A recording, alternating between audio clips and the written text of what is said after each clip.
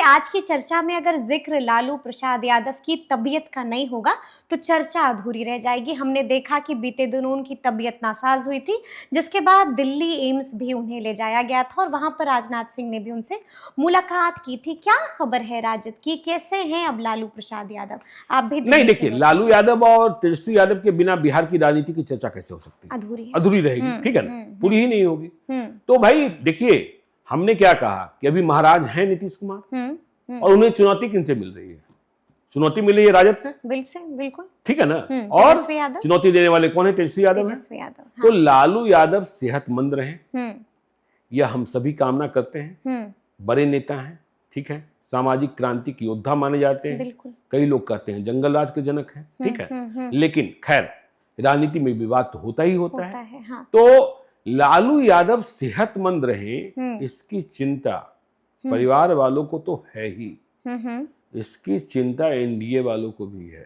अच्छा, इसकी चिंता एनडीए वालों को भी है, हाँ, कि वे जल्द से जल्द स्वास्थ्य लाभ प्राप्त कर लें। हाँ, वे जल्द से जल्द स्वास्थ्य लाभ प्राप्त कर लें, ठीक है ना।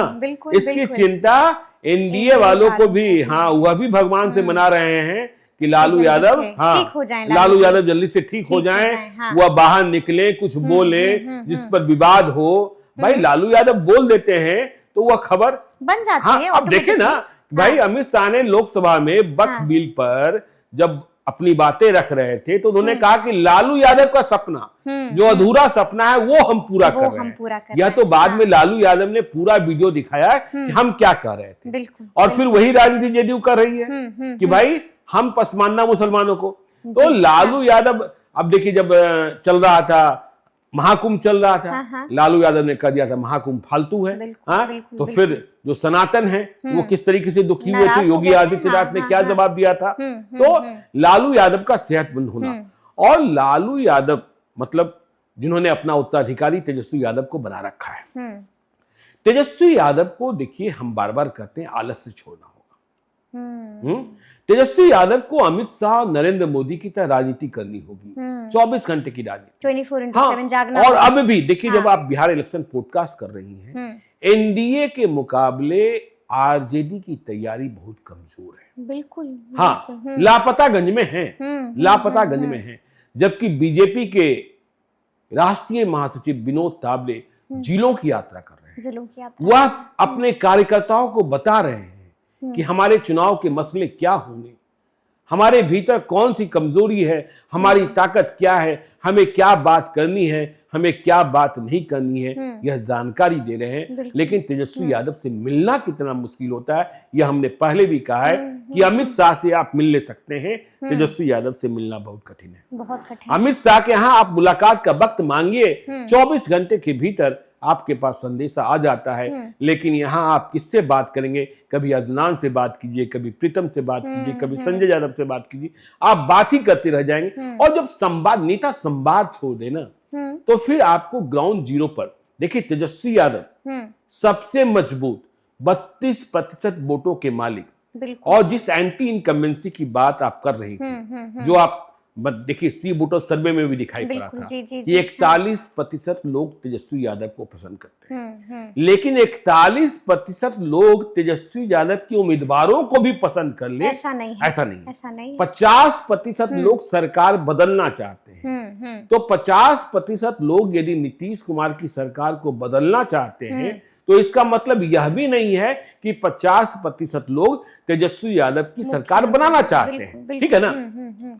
तो तेजस्वी को मेहनत करनी पड़ेगी। हमने कहा जाति जाति खेल का खेल चल रहा है, अब धर्म का भी खेल चलेगा, धर्म युद्ध भी होगा। तो आप जाति, आप देख ही रही हैं इंडिया ब्लॉक में क्या स्थिति है। बिल्कुल, कांग्रेस से खुली लड़ाई हो गई है। मैं मानता हूं कि बिहार में सबसे बड़ी पॉलिटिकल पार्टी रीजनल में आरजेडी ही है, सबसे अधिक ताकतवर है। लेकिन अब कांग्रेस आंखें दिखा रही है, आंखें दिखा रही है। कृष्णा अल्लाह बारू, राजेश राम, कन्हैया कुमार, आज तक जब यह कार्यक्रम हम सामने ला रहे हैं, ठीक है, हम लोग रिकॉर्ड 2 दिन पहले किए हैं, लेकिन अब तक वह लालू यादव से नहीं मिले हैं। भाई लालू यादव बीमार थे, हाँ, सोचिए ना। हाँ, और दिल्ली में बैठक भी हुई है। दिल्ली में बैठक भी हुई है। दिल्ली में नहीं, दिल्ली में आजकल जिला अध्यक्षों से भी मिल रहे हैं। जी, हाँ, इंजीनियर आईपी गुप्ता से भी मिल रहे हैं राहुल गांधी। देखिए राहुल गांधी से भी मिलना, एक पुराना किस्सा अभी अजीत द्विवेदी बता रहे थे, बिहार देश के जाने माने पत्रकार, कि जो तेजस्वी यादव की गलती है वही गलती राहुल गांधी की भी रही है। शशि थरूर, जी आपको मालूम है यूएनओ के जनरल सेक्रेटरी का चुनाव लड़ा था उन्होंने। कितने बार से सांसद हैं, कितने काबिल आदमी हैं, कितने विद्वान आदमी हैं। तो शशि थरूर की एक बार मुलाकात हुई बहुत कोशिश के बाद राहुल गांधी से। तो राहुल गांधी से मुलाकात तो हो गई, लेकिन बाद में किसी ने पूछा कि अच्छा राहुल गांधी से मिलने में आपको कितना वक्त लगा?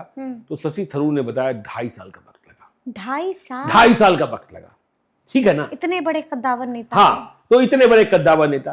तो तेजस्वी यादव को देखिए, हम इस बात को बार बार कहते हैं, देखिए अमित शाह और नरेंद्र मोदी जी, एक आम आदमी अपने घर में शादी और शोक का कार्ड नरेंद्र मोदी और अमित शाह के नाम, जेपी नड्डा के नाम भेज दीजिए, वहां से वापसी पत्र आएगा जिसे आप सोशल मीडिया पर शेयर कर सकते हैं। बिल्कुल, हाँ।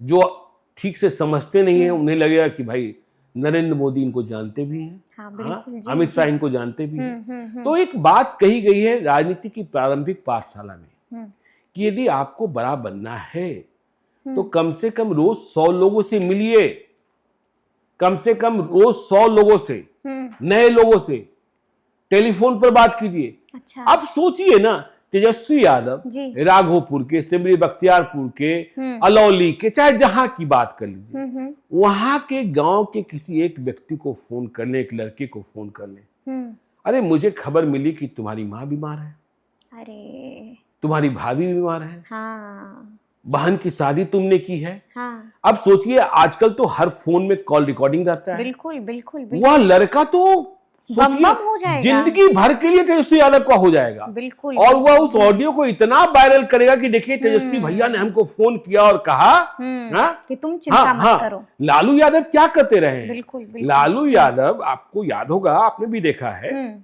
अब बहुत बाद में आई है, कि लालू यादव हर आधे घंटे 1 घंटे पर, पहले तो फाटक खुला ही रहता था, हाँ, बिल्कुल, जी, जी, जी। लेकिन जब फाटक बंद होना भी शुरू हुआ तो हर आधे घंटे 1 घंटे पर पता कर लेते थे फाटक पर कितने लोग हैं, गेट पर कितने लोग हैं। हाँ, बुला लो, बुला लो, बुला लो। और उन्होंने देख लिया दूर से कि कोई कार्यकर्ता मेरा आ रहा है जिसे वो पहचानते हैं, उसके साथ 5-7 लोग हैं, तो वो दूर से ही कहते थे, अरे अजय बहुत दिन के बाद आए हो, कहाँ रहते हो जी आजकल? तो अजय के साथ जो 10 लोग आए हैं उनको लगा अरे अजय भैया को तो लालू यादव सीधे जानते पहचानते हैं। तो तेजस्वी यादव को 32% से आगे बढ़ना है। 18% मुसलमान आपके साथ हो गए तो इसका भी संकट है कि जब ध्रुवीकरण होगा, क्योंकि लोकसभा चुनाव में आप देखती हैं, हाँ, लोकसभा चुनाव में देखती हैं, रामकृपाल यादव चुनाव हार जाते हैं, आपके दूसरे यादव चुनाव हार जाते हैं, ललित यादव हार जाते हैं।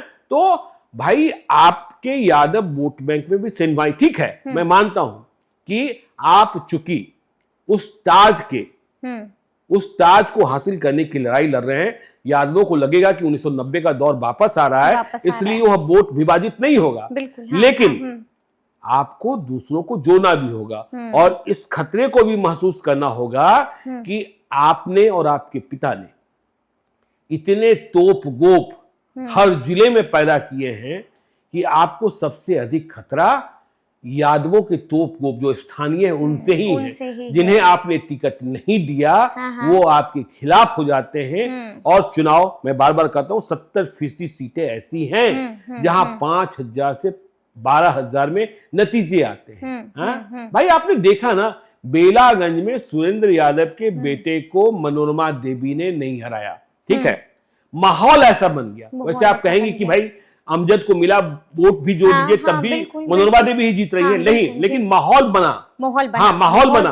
तो माहौल प्रशांत किशोर की उम्मीदवार के कारण बन गया, जिसमें मनोरमा देवी जीत गई और सुरेंद्र यादव का किला ढह गया। देखिए क्या हुआ रामगढ़ में क्या हुआ? हाँ भाई, आपने टिकट नहीं दिया सतीश यादव उर्फ पिंटू यादव को, अंबिका यादव के बेटे भतीजे को, वो बसपा से आ गए। आपने जगदानंद सिंह के बेटे को टिकट दिया, ठीक है ना? तो आपको यह भी देखना होगा तोप और गोप, तो आपको लोगों से मिलना अधिक होगा। आपके यहाँ मिलना बहुत कठिन काम है, बहुत कठिन काम है। और फिर आपके जो सहयोगी हैं, देखिए आप आगे चर्चा करेंगे, मुझे पता है कि आपके जो सहयोगी हैं वह भी आपसे दुखी रहते हैं कि आप कुछ स्पष्ट नहीं करते हैं, आप कुछ स्पष्ट नहीं करते हैं, जी, आप संवादहीनता। देखिए लेफ्ट को भी ना इस बात का, लेफ्ट का भाई माले का परफॉर्मेंस क्या रहा, भाई आप स्पष्ट तो कीजिए। जैसे हम यह बातें कही जा रही है कि एनडीए में सीट बंटवारे का एक फार्मूला निकल रहा है, आपके यहाँ कौन फार्मूला निकल रहा है? आपके यहाँ तो सीधी लड़ाई दिखाई पड़ रही है। बिल्कुल राहुल गांधी को बंद कमरे में यह कहना पड़ रहा है कि मान सम्मान से कोई समझौता नहीं होगा, छोड़ी हुई सीटें नहीं लेंगे, ठीक है ना? तो फिर ये स्थिति क्यों आ रही है? ये स्थिति क्यों आ रही है कि भाई अध्यक्ष बदले गए, राजेश राम अध्यक्ष हो गए, और देखिए अखिलेश सिंह, मैं आपको फिर कह देता हूं, यही कह देता हूं, भाई अखिलेश सिंह पर यह आरोप लगा कि वह लालू यादव के परिवार के करीब हैं, इसलिए अध्यक्ष पद से छुट्टी हो गई। हाँ, बिल्कुल, जी, जी, जी, हाँ। यह बात सही है, करीब हैं, वह आज भी तेजस्वी को तरुण कहते हैं, तरुण बोलते हैं, हाँ। लेकिन अखिलेश प्रसाद सिंह को कभी आपने लालू यादव के घर पर मटन बनाते देखा था? जी, जी। मटन कैसे बनाया जाता है सुस्वादिष्ट, हाँ देखा था? नहीं देखा। हाँ, कौन सीखने गया था? बिल्कुल राहुल गांधी गए थे। हाँ, राहुल गांधी गए थे। राहुल गांधी पटना में आए थे संविधान सभा में, और बीपीएससी के अभ्यर्थियों से मिलने पहुंचे। उसके बाद लालू जी के यहाँ बाकी खबरें तो गौन हो गई थी।